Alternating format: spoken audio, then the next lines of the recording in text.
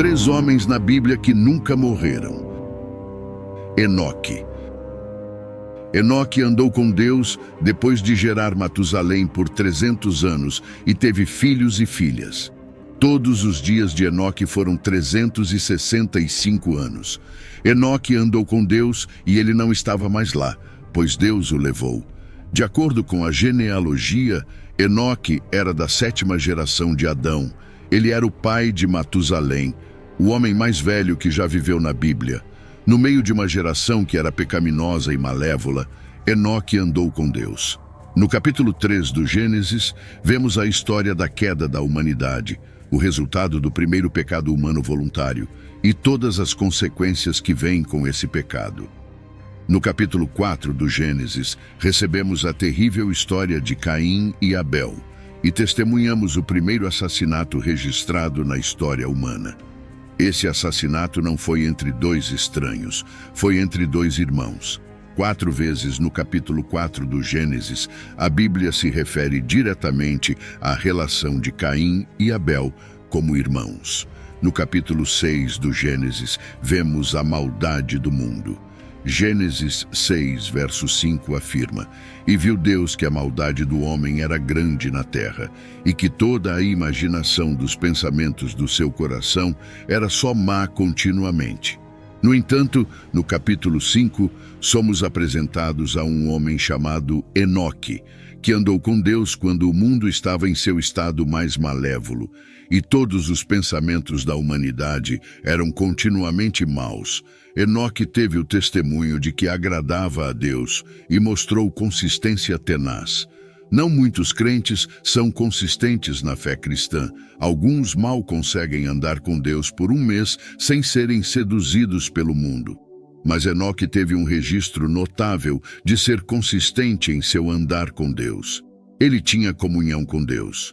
Tiago 4, verso 8 diz: "Aproximem-se de Deus, e Ele se aproximará de vocês." A vida de Enoque é um exemplo para todos nós. Além do livro do Gênesis, outros 2 livros da Bíblia registraram testemunhos fantásticos sobre a vida de Enoque: Hebreus e Judas. Hebreus 11, versos 5 e 6 diz: "Pela fé, Enoque foi transladado para não ver a morte, e não foi achado, porque Deus o transladou.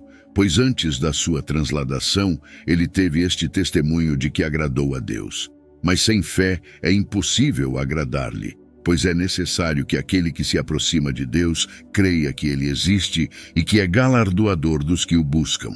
Enoque buscou a Deus diligentemente e andou com ele. Todos nós temos fé. Enoque não tinha nenhuma vantagem especial sobre nós. Ele viveu em uma geração pecaminosa, em um mundo ímpio, onde Deus era visto como indesejável. No entanto, ele escolheu buscar e andar com Deus, e você também pode. Fomos feitos para andar com Deus. Enoque andou com Deus, e ele não estava mais lá, pois Deus o levou.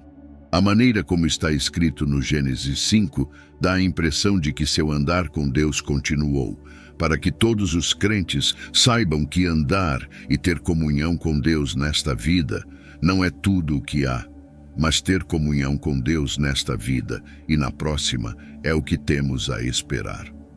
Em Hebreus, disse que ele não viu a morte. Deus o levou diretamente para o céu. Deus levou um homem que o agradava, um homem que andava com ele, um homem piedoso.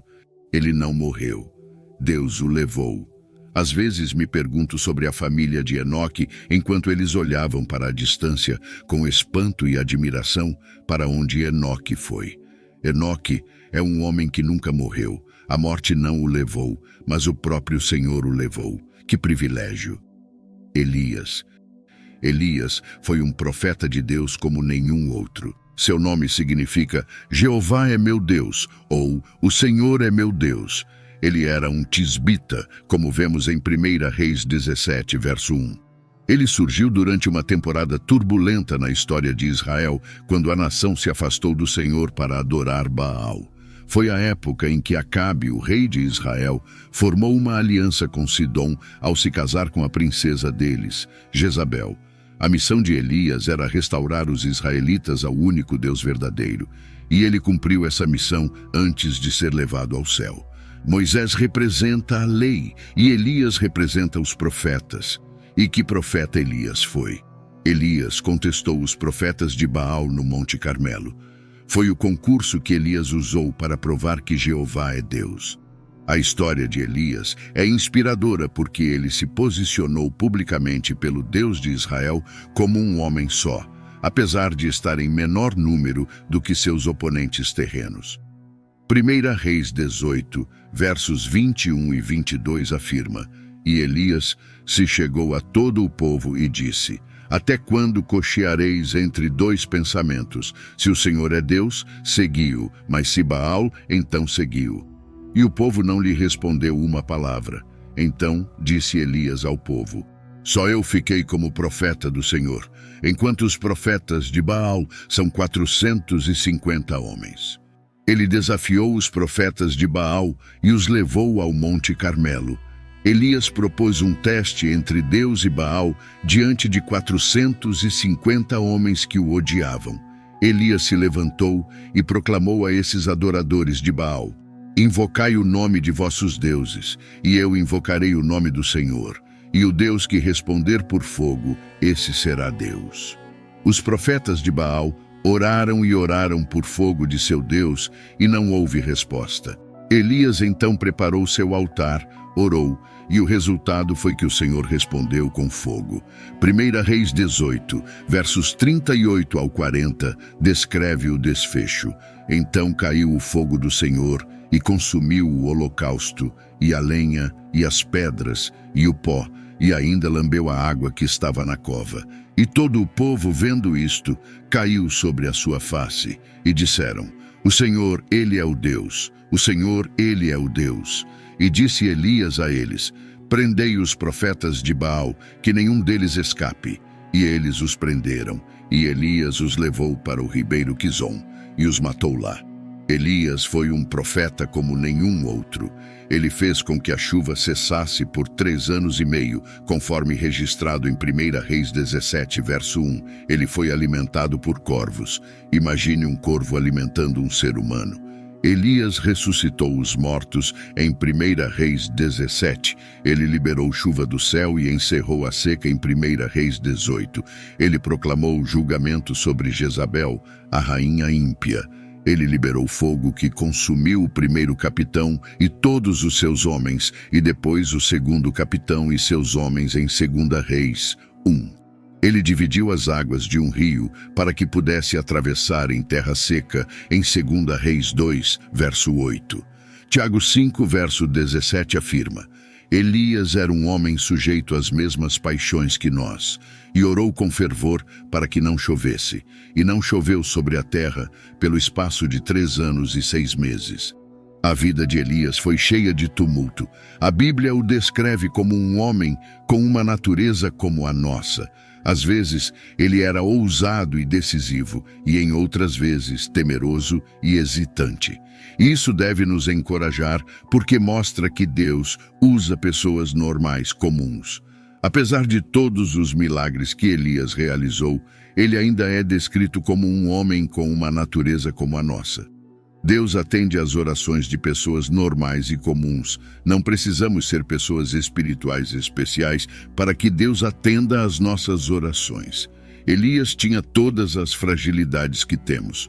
No dia em que Deus levou Elias da terra, Eliseu o seguiu até receber uma porção dobrada de sua unção. 2 Reis 2, verso 11, descreve a extraordinária partida de Elias da terra. E sucedeu que, indo eles andando e falando, eis que um carro de fogo, com cavalos de fogo, os separou um do outro, e Elias subiu ao céu num redemoinho. Diferentemente de Enoque, a transição de Elias para o céu foi testemunhada por Eliseu. Ele não experimentou a morte. Em vez disso, foi levado à glória sem experimentar a morte, ascendendo em carros de fogo. O terceiro indivíduo que nunca experimentou a morte convencional é o Senhor Jesus Cristo. Ao contrário de Enoque e Elias, Jesus teve vitória sobre a morte. Davi profetizou no Salmo 16, verso 10, que Jesus não experimentaria a decomposição da carne humana após a morte. pois não deixarás a minha alma no inferno, nem permitirás que o teu santo veja a corrupção. Tudo sobre a vida de Jesus foi profetizado e ele veio para cumprir essas profecias. A missão final de Jesus na Terra foi reconciliar a humanidade com Deus através do derramamento de seu sangue. O pecado que trouxe inimizade entre Deus e o homem foi o que Jesus veio purgar. O anjo Gabriel confirmou isso em Mateus 1, verso 21. Ela dará à luz um filho e lhe porás o nome de Jesus, porque ele salvará o seu povo dos pecados deles. Ao contrário de Enoque e Elias, Jesus morreu. Ele não desmaiou, ele morreu. A morte de todas as mortes. Jesus não foi morto. Ninguém pode matar Deus. Ele entregou a sua vida. Quando chegou a hora de ele entregar sua vida como sacrifício pelo pecado, ele aceitou a morte. Enquanto orava no jardim do Getsêmani, Jesus se entregou à vontade de Deus para provar a morte. Jesus morreu e foi ressuscitado no terceiro dia. Muitos foram ressuscitados dos mortos na Bíblia. O filho de uma viúva em Sarepta, a filha de Jairo, Lázaro, Eutico. Mas todos esses indivíduos eventualmente morreram novamente. Ser ressuscitado dos mortos é uma vitória temporária sobre a morte. No entanto, ser ressuscitado dos mortos, como Jesus fez, é uma vitória permanente sobre a morte. Apocalipse 1, versos 17 e 18, fala deste triunfo eterno. Não temas, eu sou o primeiro e o último, eu sou aquele que vive. Estive morto, mas eis que estou vivo para todo o sempre. Amém. E tenho as chaves da morte e do inferno. Jesus Cristo é o vivente, de quem toda a vida flui. Ele declarou: eu sou o caminho, a verdade e a vida. Eu sou o pão da vida. Eu sou a fonte de água viva. Eu sou a água da vida. Vim para que tenham vida e a tenham com abundância. Eu sou a ressurreição e a vida. Aquele que crê em mim, ainda que esteja morto, viverá. E todo aquele que vive e crê em mim, nunca morrerá. Nele vivemos, nos movemos e existimos. As narrativas de Enoque, Elias e Jesus Cristo são mais do que meras histórias antigas. Elas são testemunhos poderosos de fé, milagres e promessas divinas cumpridas. Enoque e Elias, em suas jornadas terrenas excepcionais, demonstraram uma comunhão íntima e constante com Deus, sublinhando a possibilidade de uma relação profunda entre o Criador e suas criaturas. Eles foram levados ao céu sem experimentar a morte, marcando seus nomes como símbolos de fé e esperança. No entanto, a história de Jesus Cristo transcende a todos, oferecendo não apenas um exemplo de vida santa, mas também a promessa de redenção e vida eterna. Sua ressurreição é a pedra angular da fé cristã, um lembrete eterno de que a morte não é o fim, mas um portal para uma nova existência, uma vida eterna com Deus. Esses relatos bíblicos nos inspiram a buscar uma relação mais profunda com o divino, a viver uma vida de fé e integridade e a ter esperança além das adversidades da vida. Eles nos ensinam que mesmo em meio a desafios e tribulações, nossa jornada na Terra pode ser enriquecida com significado e propósito quando andamos com Deus. E hoje, se você deseja se reconciliar com nosso Salvador Jesus Cristo por ter se afastado dos caminhos ou quer iniciar uma nova jornada rumo à salvação eterna, comente aqui embaixo: eu te aceito, Senhor Jesus, como meu único e suficiente Senhor e Salvador da minha vida. Até a próxima.